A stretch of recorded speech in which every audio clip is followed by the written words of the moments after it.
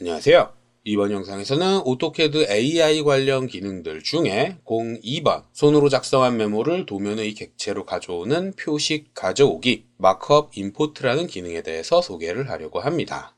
도면은 사무실에서만 사용하는 건 아니죠? 현장에서 근무하시는 분들은 도면을 외부에서 봐야 되는 일도 상당히 많기 때문에 상황에 따라 스마트폰이나 타블릿이나 혹은 노트북 이런 걸 들고 다니기도 하고요. 혹은 종이에 인쇄해서 갖고 다니며 확인을 하기도 합니다. 그리고 어떨 땐 도면 위에 메모를 남기기도 할 거예요. 예를 들어 요렇게 특정 부위를 표기한다거나 혹은 한글이나 영어로 요렇게 문자를 적어 놓는다거나 물론 적을 때는 저처럼 컴퓨터를 사용해서 남기기도 하고 어떨 땐 펜으로 직접 손으로 적어 넣을 때도 있을 거예요. 그리고 가끔은 이렇게 메모한 내용들을 도면에 디지털화 시켜서 옮겨야 할 때도 있을 텐데 그때 사용하면 편한 기능이 마크업 임포트라는 기능이죠. 그리고 이번 영상에서는 이 과정을 간단하게나마 보여드릴 텐데 책에서 제공하고 있는 예제는 요거지만 이번 영상에서는 이걸 다뤄볼 거예요. 요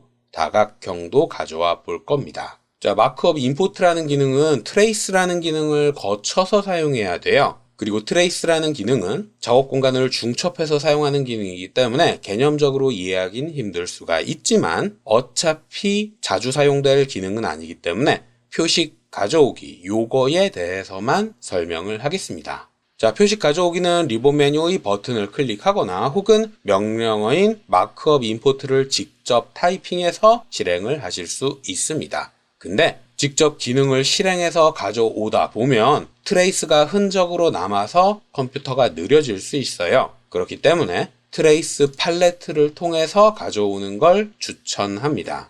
이 표식 가져오기라는 기능을 바로 사용을 해버리면 흔적이 남아서 마치 외부 참조를 분리하지 않으면 계속 쌓이는 것처럼 이 트레이스도 계속 쌓일 수가 있거든요. 그래서 트레이스라는 요 팔레트를 통해서 사용을 하는 걸 추천하고요. 팔레트는 트레이스, 팔레트, 오픈과 클로즈로 열었다 닫았다 하실 수 있습니다. 자, 처음 팔레트를 열면 이렇게 구성되어 있을 거예요. 트레이스가 작성된 게 하나도 없죠. 여기에서 마크업 가져오기 요걸 클릭한 후에 불러올 마크업이 포함되어 있는 이미지나 PDF를 선택합니다. 확장자로는 PDF, JPG, PNG 요 정도만 가져올 수 있는데 이 세 종류면 보편적으로 많이 사용을 하는 거니까 이 세 개만 지원을 해도 아무런 문제가 없을 거예요. 그리고 파일을 선택하면 컴퓨터가 알아서 마크업을 가져오게 됩니다. 이때 도면이 간단하고 불러온 PDF나 이미지가 깔끔하면 도면에 정확하게 PDF 이미지를 겹쳐서 정렬시켜 주게 되어 있어요. 하지만 언제나 자동으로 정렬시켜 주는 건 아니기 때문에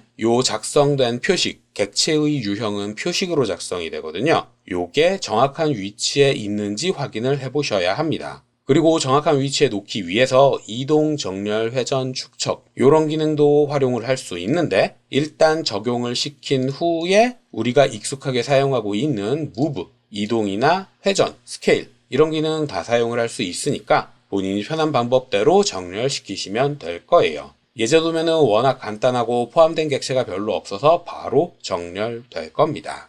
자, 이렇게 PDF를 현재 도면에 표식으로 가져왔으면 여기에서 본인이 원하는 표식이나 문자를 현재 도면에 객체로 가져와야 할 텐데 그러려면 사용하고 있는 모드를 트레이스, 편집 모드에서 도면, 뷰 모드로 바꿔줘야 합니다. 편집 모드는 트레이스, 프론트, 그리고 뷰 모드는 트레이스, 백 요걸로 전환을 하시면 돼요. 트레이스 백, 트레이스 프론트 명령어로 제어를 하려면 직접 실행해서 전환을 하시면 되고요. 추천을 하는 건 위에 있는 메뉴를 사용을 하는 겁니다.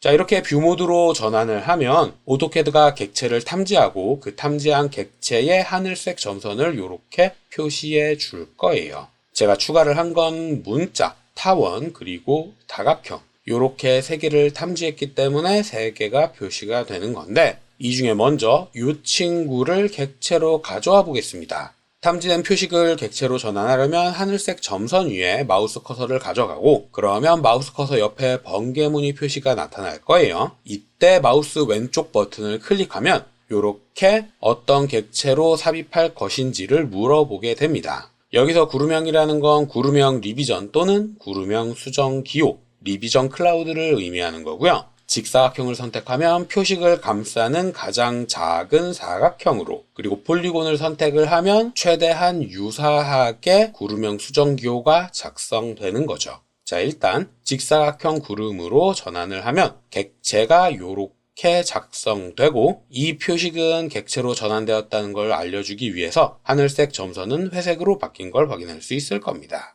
자, 다시 컨트롤 Z를 눌러서 이전 상태로 되돌아간 뒤에 이번에는 폴리곤으로 한번 작성해 볼게요. 그러면 요렇게 작성된다. 작성된 내용이 조금 다른 걸 확인할 수 있을 겁니다. 다만 세그먼트가 없는 타원 같은 경우엔 폴리곤을 선택하더라도 이렇게 직사각형으로 추출될 수도 있어요. 요 점은 주의해서 사용하셔야 할 겁니다. 자, 표식을 다 전환했다. 그러면 X를 눌러서 트레이스 편집 모드를 종료하시면 됩니다. 그리고 도면을 확인을 해보면 이렇게 리비전 클라우드를 PDF에서 오토캐드의 객체로 가져온 걸 확인할 수 있을 거예요. 그리고 이렇게 작성된 객체는 현재의 특성을 그대로 사용합니다. 저는 0번 도면층의 색깔은 바이레이어로 설정이 되어 있기 때문에 이 특성 그대로 객체가 작성된 거죠. 언제나 흰색으로 0번 도면층으로 작성되는 게 아니라 현재 값을 사용한다는 거.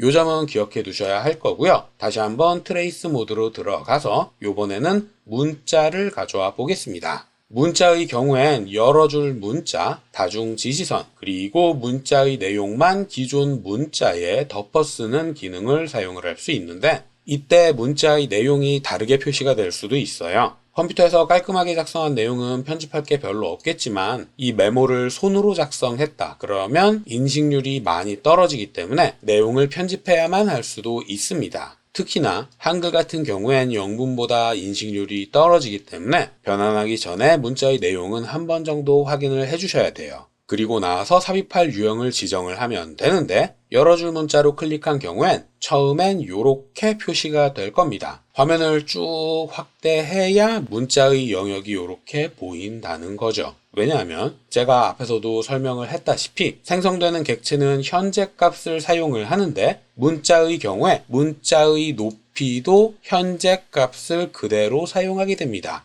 근데 예제 도면에서는 문자의 높이가 2.5로 설정이 되어 있어서 너무 작게 들어가는 거죠. 자, 문자의 높이를 제어하는 텍스트 사이즈라는 환경 변수의 값을 2.5에서 250으로 이렇게 편집을 한 뒤에 다시 한번 문자를 여러 줄 문자로 전환해 보겠습니다. 그러면 이렇게 문자가 눈에 보이는 크기로 작성된 걸 확인할 수 있을 거예요. 자, 이렇게 PDF나 이미지에서 문자나 표식을 가져오는 건 그렇게 복잡한 작업은 아닙니다. 절차 자체는 그렇게 복잡하지 않죠. 근데 마지막에 깜빡하면 안 되는 게 방금 생성한 이 트레이스를 삭제해야 된다는 거예요. 이 트레이스를 삭제하지 않으면 현재 사용 중인 도면에 PDF가 삽입되어 있다. 이 정보가 계속 남아있는 거거든요. 그리고 이 정보가 계속 누적돼서 몇십 개가 돼버리면 오토캐드가 많이 느려질 수 있기 때문에 트레이스를 다 사용했다면 마지막에 반드시 삭제해줘야만 합니다.